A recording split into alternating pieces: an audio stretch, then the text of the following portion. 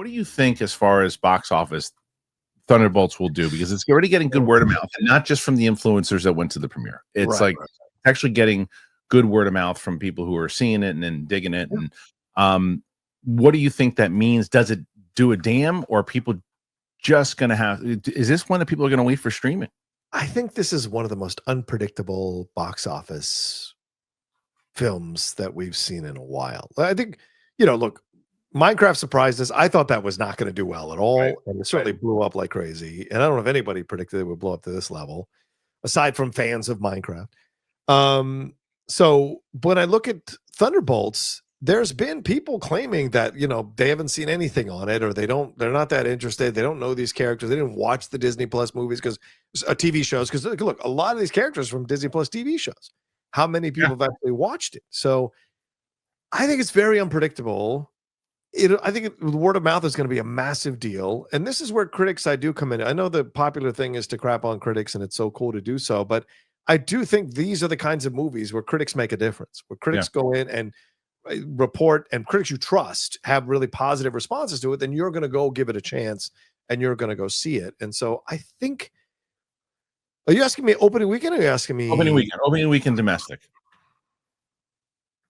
Shit, man.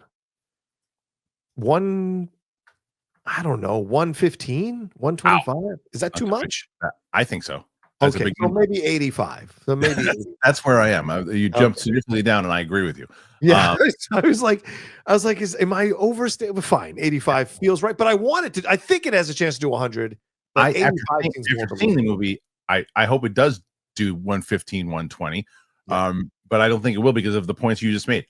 I think that people will say, I didn't watch the shows. I don't know who these characters are. I'm not even sure. I took a friend, he's looking at it, he's like, oh, that person's in it. I saw a little bit of that show, and okay, I guess that's interesting.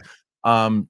But I will say that you have to, the ones that I always pushed back against Feige when he said you didn't have to see WandaVision in order to see Multiverse of Madness. I'm like, what are you talking about? You don't get the emotional attachment for that whole storyline. I think you miss emotional attachment from this if you haven't seen Black Widow. I think you miss. I think you won't really latch on to Wyatt Russell as much if you haven't seen Falcon and Winter Soldier. Bucky's Bucky, the other stuff. And then there's other. How many people remember Hannah John Kamen as Ghost? Like That's what I'm saying. She has an opportunity. She's the one that you have an opportunity to actually learn her. It's irrelevant if you don't really necessarily have to see Ant-Man 2. She shows up, but it wasn't the fact that she wasn't good. That character wasn't done justice. She's much better in this movie. Oh, good. Much better in this movie. I like her as an actress, so that's good. Yeah, much better in this movie. Same with, there's a lot of different characters. So I would just say, and David Harbour, he's David Harbour, but you get that attachment from the Black Widow movie. Yeah. Yeah, if you haven't seen the Black Widow movie. That's probably the one thing you should see is the Black Widow movie. Yeah. I think that's the most important for this movie. Yeah. Clear. 80 I would say between 85 and 87 million opening weekend for domestic. And I think this one could have a good word of mouth. Yeah. Because it doesn't have any competition until, the only really big release after that is like Final Destination 6. And that's a different audience. Yes.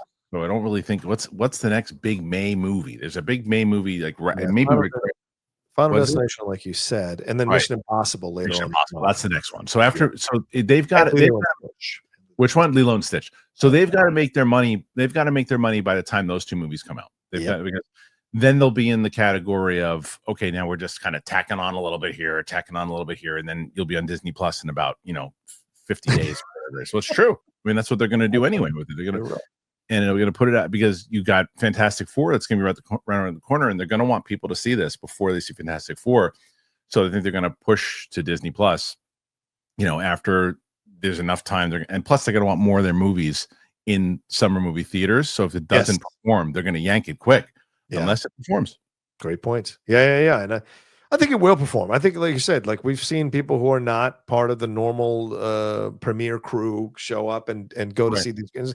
And there was those 10 towns across the country that had free screenings of the film on the 22nd. And mostly people were responding very positively to it. So this could be one of those little engine that could type of movies, even Mhm. though it's part of a larger franchise, that where it keeps surprising people at how it has legs and people want to see it. And I think the mental health aspect of it all is going to appeal to people who are not maybe normal Marvel fans and want to see this storyline played out in the context of Marvel, which will be interesting.